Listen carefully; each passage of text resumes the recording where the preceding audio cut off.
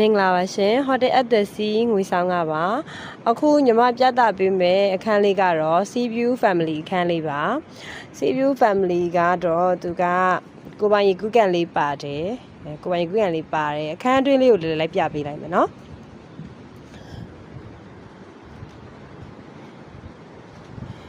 ကိုပိုင်ရီကူးကန်လေးပါပါတယ်သူက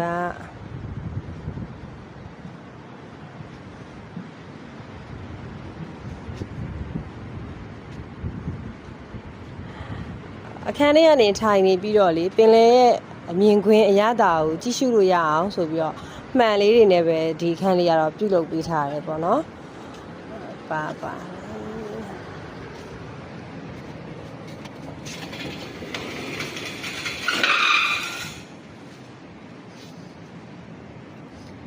ဒါကတော့အောက်ထပ်3ယောက်ခန်းရဲ့အစပေါ့နော်ဒီမှာသူတို့အတူတူထိုင်လို့ရတဲ့space ရှိမယ်အဓိကနေပြီးတော့ဒီမှာအခန်းအတွင်းအတွက်မိန်းတကားကိုဖွင့်လိုက်မယ်ဆိုရင်အထဲမှာ1 double 1 single နဲ့ရှိမှာပေါ့နော်1 double 1 single ရှိမယ်ဒါလေးကတော့ညီမတို့ဒီ area အတွင်းကိုဆက်သွယ်လို့ရတဲ့ဖုန်းလေးပါ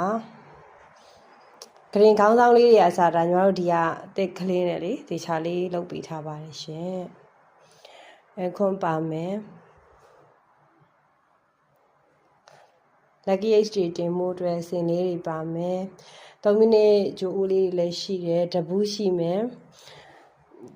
ပေါ့အစာပြေစားဖို့အတွက် snap လေးတွေရှိတယ်ပြီးတော့မီနီဘားပါမယ်ပေါ့နော်ရေခဲတတာရှိမယ်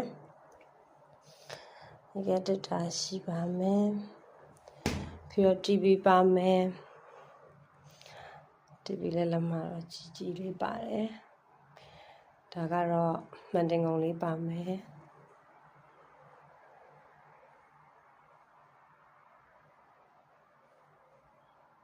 ဒါတော့ရေချိုးခိုင်းတာလေးပါ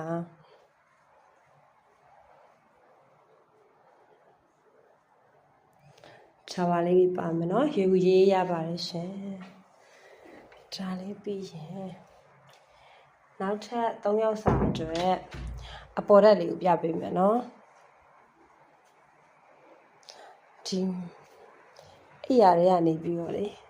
ပင်လယ်ကိုလှမ်းမြင်နေရတဲ့အရာသားလေးခံစားရတယ်လိုက်ကာလေးတွေနဲ့တကယ်လို့ဖြစ်ရှင်နေပိတ်ထားလို့ရတယ်ဒါပေမဲ့ဒီမှာထိုင်ပြီးတော့ကြည့်ရတဲ့ feeling ပေါ့နော်အဲ့လိုအရာသားလေးတော့တော်တော်လေးကောင်းတယ်